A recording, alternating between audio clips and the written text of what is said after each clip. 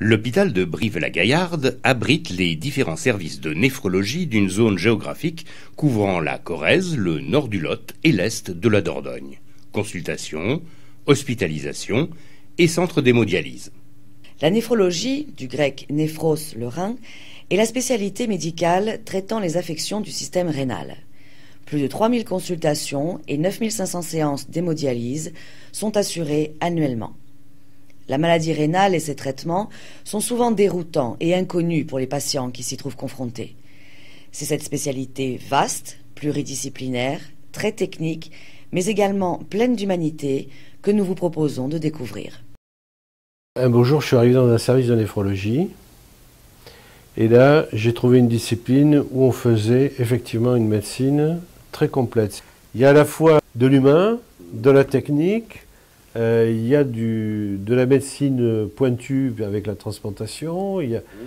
C'est vrai que c'est vachement complet, c'est un sport complet, oui. Le rein, on connaît. Du moins, on croit connaître. On sait qu'il assure la filtration du sang et le débarrasse d'impuretés qui s'évacueront sous forme d'urine stockée dans la vessie. Mais le rein est loin d'être un simple filtre inerte. C'est un organe complexe qui filtre, certes, mais surtout gère finement sa filtration. Pratiquement, il est constitué d'environ 1 million de néphrons, ces éléments constitutifs. Ceux-ci renferment un filtre, constitué d'un amas de petits vaisseaux capillaires, le glomérule, et un système tubulaire.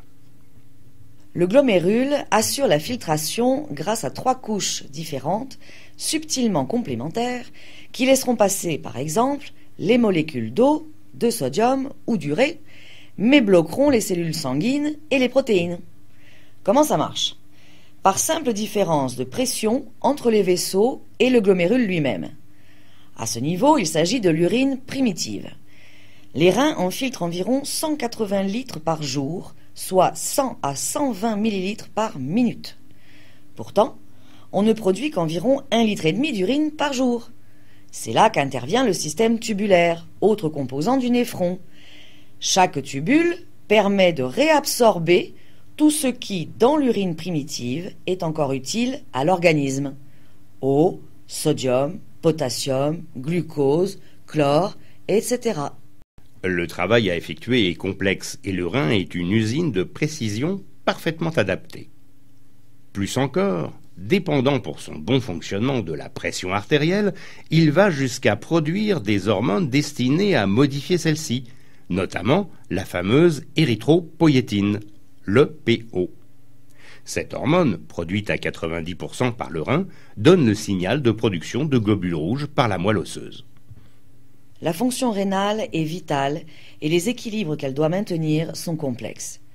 On n'imagine pas les trésors physiques et chimiques précédant l'écoulement final de l'urine par les calices, le bassinet, puis les uretères dans la vessie. Vu la complexité du système, comment arriver à vérifier le bon fonctionnement de la filtration glomérulaire? Heureusement, il existe un bon indicateur, la créatinine. Il s'agit du produit de la dégradation du phosphate de créatine dans le muscle. Or, la créatinine est entièrement filtrée et non recapturée. Mesurer la clairance, c'est-à-dire la capacité à éliminer de la créatinine, c'est mesurer assez bien la capacité de filtration du rein. Il ne restait qu'à trouver la bonne formule de calcul qui pondère le résultat en fonction de la masse musculaire, donc du poids, de l'âge, du sexe entre autres, et on obtient un taux de clairance de la créatinine en millilitres par minute, compris entre 80 et 140 pour un bon fonctionnement normal. Les maladies du rein, soit elles sont aiguës, alors c'est par exemple des maladies glomérulaires aiguës, les glomérulonéphrite, c'est-à-dire des inflammations du glomérule, qui vont détruire de façon assez brutale un certain nombre de glomérules, et sur lesquels on peut intervenir, bien sûr, mais cette intervention, si elle est tardive, eh bien, on va avoir des séquelles.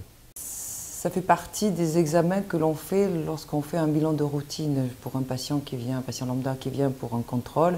Lorsqu'on lui prescrit un bilan sanguin, on contrôle toujours sa fonction rénale. Il est certain qu'une insuffisance rénale diagnostiquée chez un patient qui a un certain âge, 80 ans, On ne s'empressera pas tout de suite, on surveillera l'évolution et on verra comment les choses évoluent. Chez un jeune, on orientera peut-être plus vite chez le spécialiste parce qu'en général, c'est qu'il y a une pathologie rénale sous-jacente qu'il faut diagnostiquer et traiter le plus rapidement possible. Quand on voit un patient, on va lui dire ne consommez surtout jamais d'anti-inflammatoires non stéroïdiens. Donc on leur donne une petite liste, puisque les anti-inflammatoires sont en vente libre en pharmacie, Nurofen, Nuraflex, Ibuprofène, Advil. Après ils en font de la pub à la télé. Et les gens maintenant, pour un mal de tête, au lieu d'aller prendre un comprimé de paracétamol, ils se lancent sur les anti-inflammatoires. Et chez un patient insuffisant rénal, il peut aller en dialyse. Enfin, ça peut le conduire en dialyse du jour au lendemain.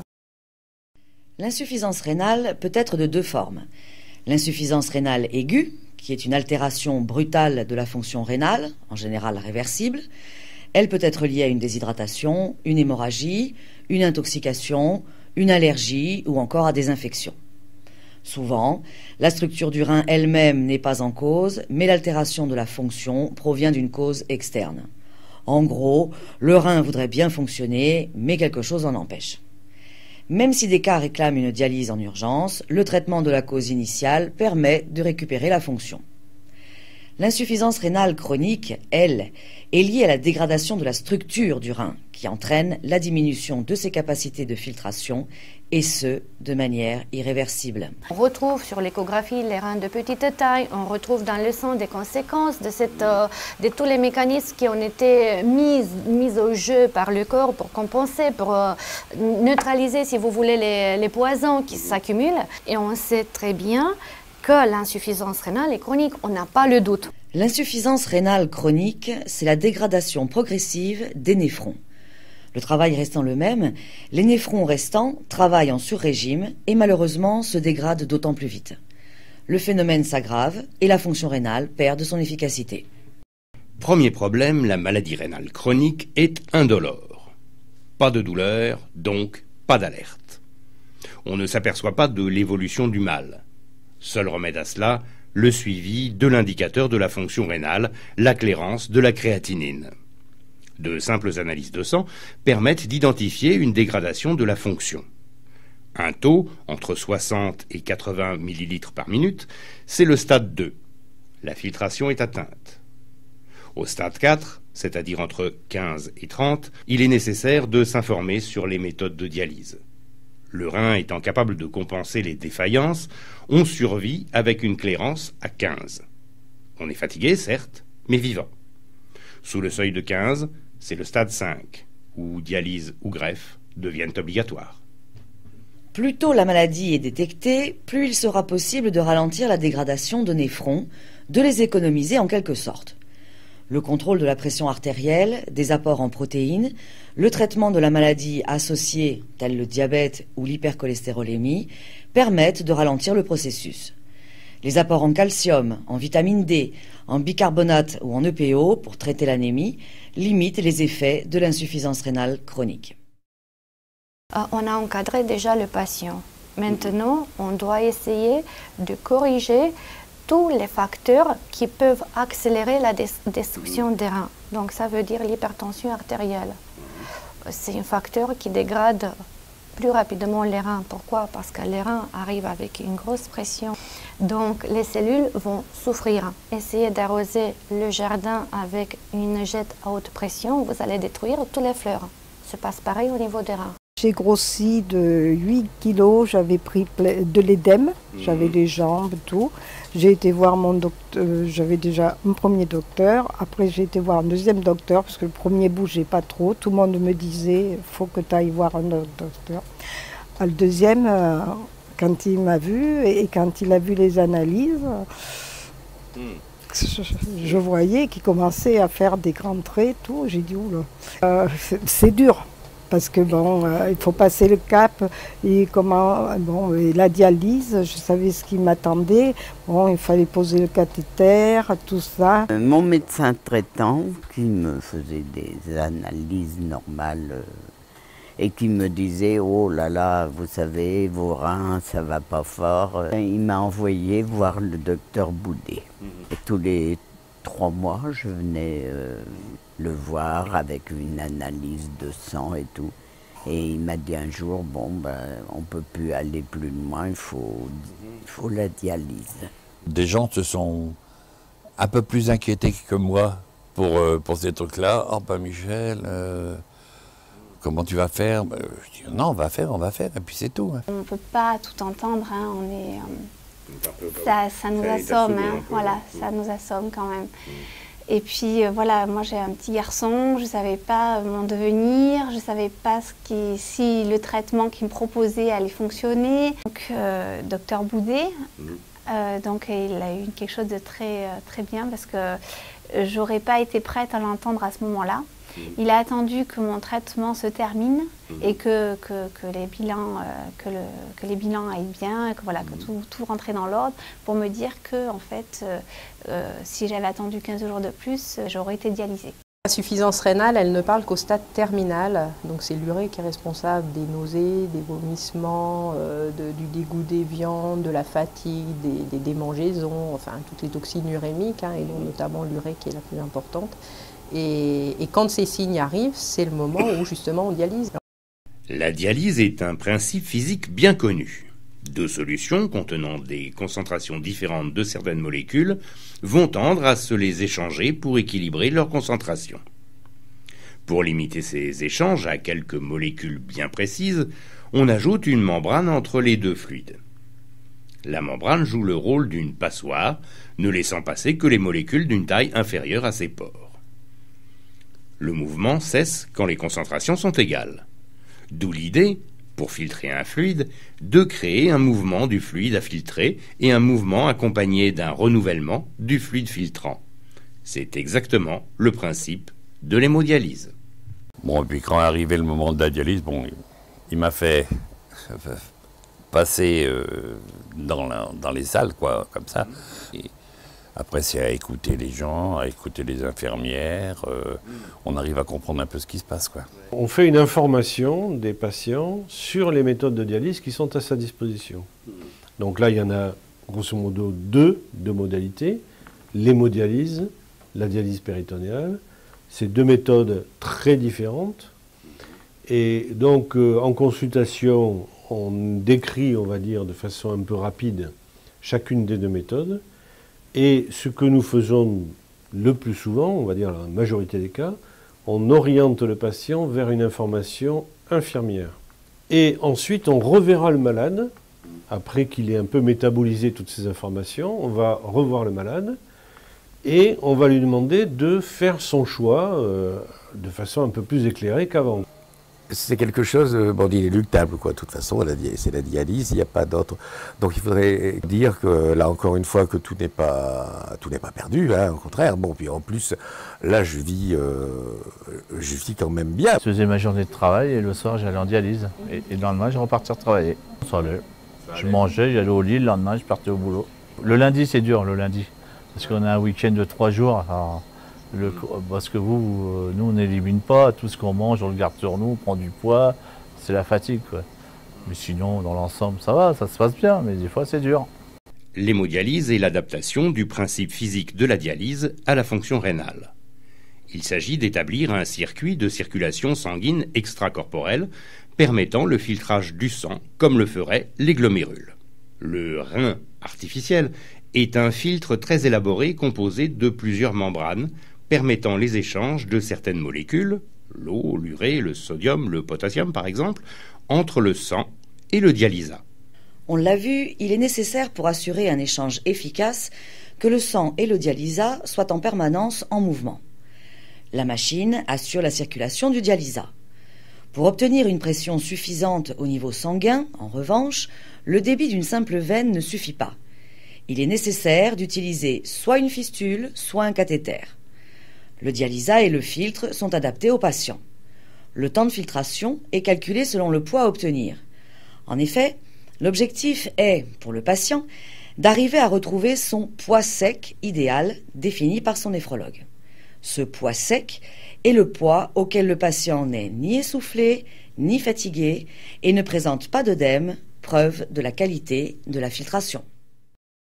C'était un bien pour moi et j'ai trouvé un changement formidable. Hein. dès même la 2e semaine que j'étais en dialyse. Au début, moi, c'est souvent le patient est apathique, un peu déprimé. Alors, soit le patient est comme ça, soit aussi il peut être très agité. Ça ne veut pas dire qu'il n'est pas déprimé et choqué, mais c'est de l'agitation. Alors après, il y a une période que j'appellerais une période un peu d'excitation, c'est-à-dire que le patient ressent les bienfaits de la dialyse. Donc là, un petit peu, peut-être pas d'excitation, mais d'euphorie, quoi. Oh, ben finalement, sous-entendu, bon, c'est peut-être pas si difficile que ça d'être dialysé, tout ça. Là, l'étape suivante, c'est quand le patient réalise vraiment que ça ne va pas s'arrêter, que c'est irrémédiable. Donc là, c'est un peu là que viennent l'anxiété. Il y a après la 4e période qu'on n'a pas abordée, c'est la période où vraiment il y a un ajustement qui se fait. C'est ça, c'est pas un arrêt de la vie, mais c'est comment je vais faire pour vivre autrement, à un rythme peut-être moins soutenu. Et quelquefois, ça donne aux patients l'occasion de se découvrir de nouveaux intérêts. Je pense qu'il y a un temps d'adaptation parce que c'est un chamboulement dans leur vie. Donc il faut qu'ils intègrent la dialyse dans leur vie quotidienne. Donc il y a des personnes pour qui ça va aller. Et puis il y a des personnes pour lesquelles c'est un peu plus long. Après, tout dépend aussi de l'entourage. Il faut qu'ils se connaissent aussi, qu'ils connaissent leur corps.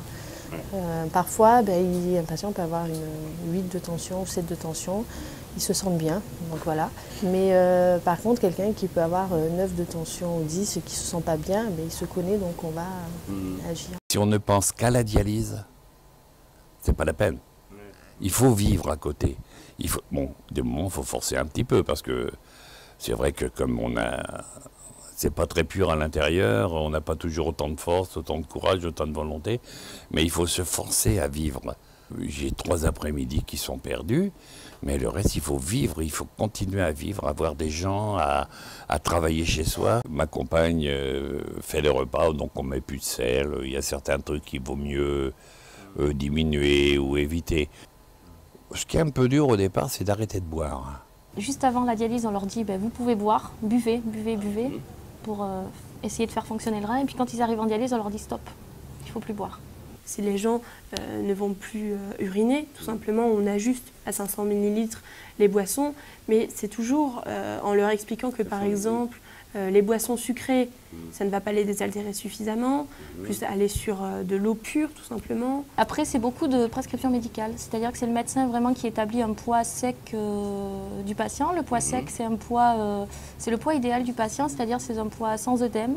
Le patient n'est pas essoufflé, c'est un poids où il est bien. Pour obtenir un débit sanguin suffisant pour assurer une dialyse efficace et rapide, il faut de la pression.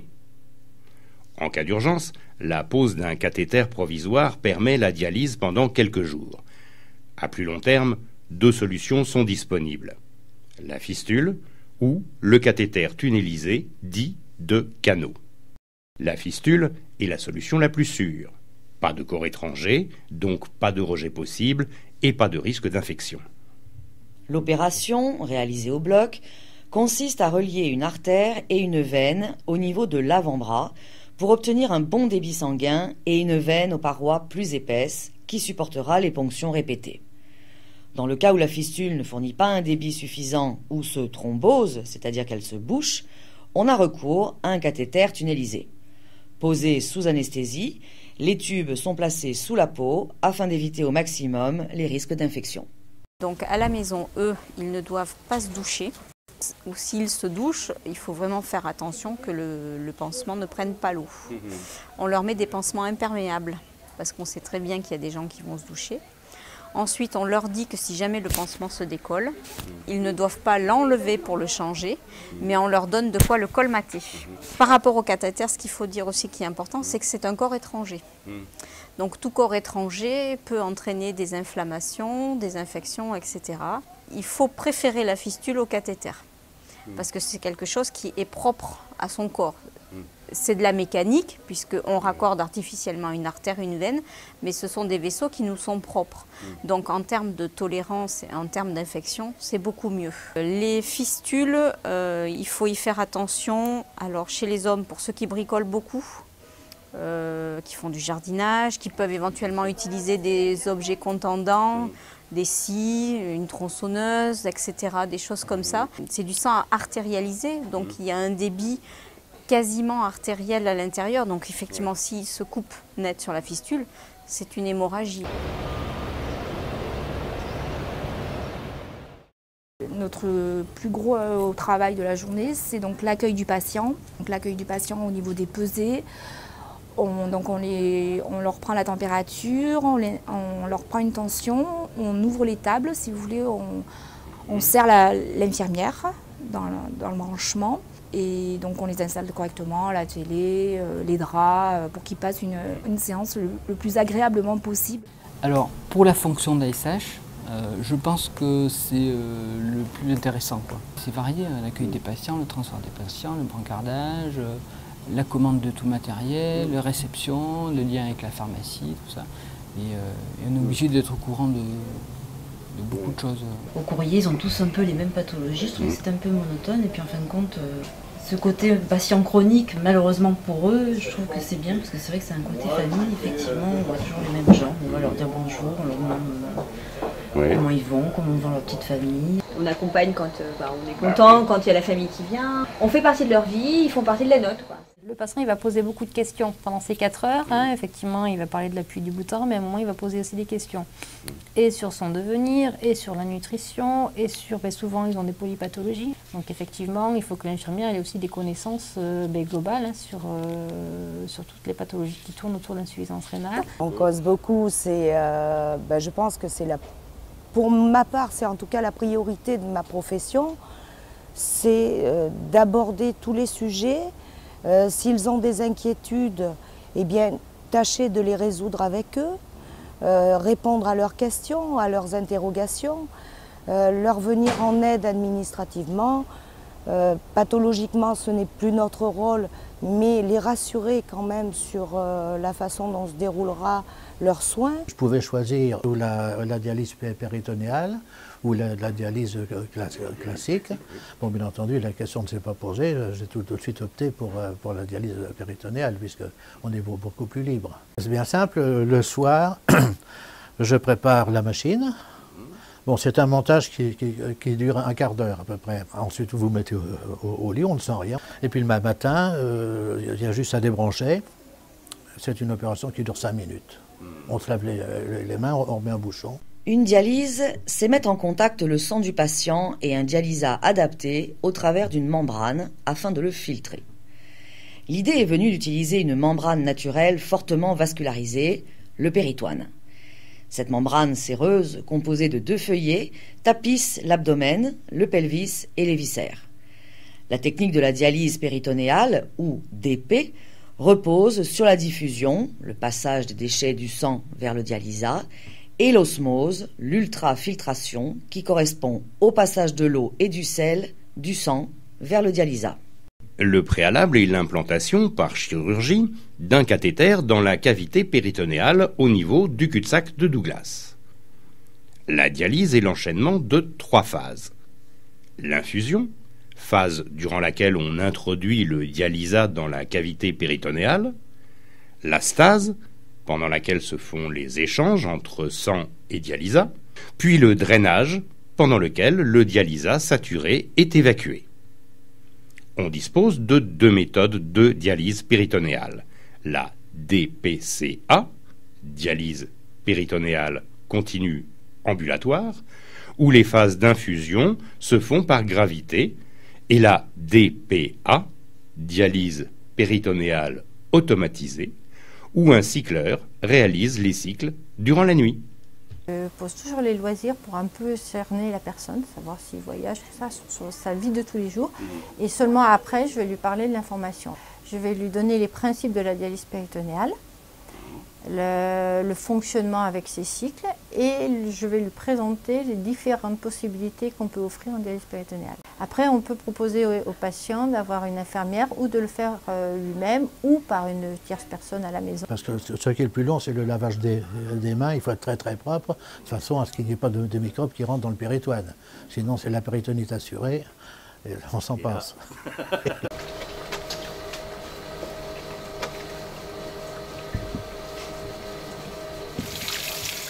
la greffe, ça c'est le deuxième miracle de la néphrologie. Donc, mais bon, la greffe rénale, c'est, je pense, la greffe qui se fait plus facilement. C'est sûr que pour nous, c'est la meilleure méthode de remplacer le fonctionnement des reins, parce que c'est la plus naturelle, c'est la meilleure. Un rein greffé arrive à tout éliminer. Un rein greffé va fabriquer l'érythropoïétine. Un rein greffé va donner la diurèse, la possibilité d'un patient à boire. J'ai été dialysé la première fois en 85. J'ai été greffé en 90. Et ma greffe, elle a tenu jusqu'en 2009. Presque 20 ans, quoi. Alors, un greffon, ça dure en moyenne, ça dure 10 ans. 10 ans. Ça, c'est la moyenne. Hein. Mais ce n'est qu'une statistique. Je peux vous dire que j'ai une patiente qui a presque 40 ans de transplantation derrière elle. Pourquoi la moyenne est à 10 ? Mais parce que aussi on transplante des candidats de plus en plus difficiles. Moi aujourd'hui, j'inscris des patients de 74-75 ans. Il y a 10 ans de ça, c'était pas pensable. Donc un greffon, ça peut durer 20 ans, ça peut durer 30 ans, ça peut durer 40 ans. Mais aussi, il y a des mauvais cas, et là, le mauvais cas, ça peut durer 4-5 ans, puis ça s'arrête. Bon, la greffe, c'est une intervention, puis derrière, il y a le traitement anti-rejet, puis derrière, il y a les complications du traitement anti-rejet. Alors des fois, la greffe se passe très bien, et c'est le bonheur, mais des fois, la greffe, elle se passe un peu moins bien, et il y a une année difficile à passer. Il m'a proposé tout de suite une greffe de rein, en me disant que, sachant que j'ai un groupe sanguin très courant, j'avais peu de chance d'attendre longtemps, ce qui a été la réalité, puisque j'ai à peine attendu 2 mois la première greffe. C'est une opération qui dure 6 heures. Disons 5 heures après, ils se sont rendus compte que la greffe était ratée, parce que j'ai fait une thrombose, et alors j'ai été immédiatement réenvoyé à la salle d'opération pour une deuxième intervention qui a duré 6 heures encore. Le médecin qui s'occupait de moi m'a dit que je n'avais vraiment pas de chance parce que le taux d'échec était de l'ordre de 2% à peu près. Alors c'est comme consolation, il y a mieux, enfin, je me suis contenté de ça. Il y en a un qui me dit qu'il attend d'être greffé pour pouvoir partir en vacances, même si je lui explique que malgré le fait d'être dialysé, il peut quand même partir en vacances. On a quand même la chance de pouvoir aller n'importe où, même à l'étranger. Mais pour lui, dès qu'il sera greffé, une nouvelle vie s'offre à lui. Bon, c'est très bien, parce que sinon, s'il n'y avait pas eu la dialyse, je ne serais plus là. Mais à côté de ça, si on peut retrouver... Donc là, j'ai un bilan pré-greffe qui va démarrer la semaine prochaine. Donc ça... Voilà. Ah ouais, là, on voit qu'il reste une porte ouverte, quoi. Le parcours du patient atteint d'une insuffisance rénale passe par des phases d'espoir, mais aussi de découragement ou de lassitude. Intégrer les nouvelles règles de vie et leurs contraintes n'est pas toujours simple. Cependant, la technique et les traitements progressent tous les jours, permettant aux patients de vivre plus confortablement leur traitement. Le miracle de la science et de la technique ont permis de surmonter une maladie autrefois inéluctablement mortelle. Mais on ne peut s'en tenir là. Continuer de progresser en améliorant encore la qualité des thérapeutiques, en accompagnant les patients et en les aidant à toujours mieux vivre leur pathologie et leur traitement, c'est la mission, la motivation et le défi quotidien des équipes du service de néphrologie de Brive.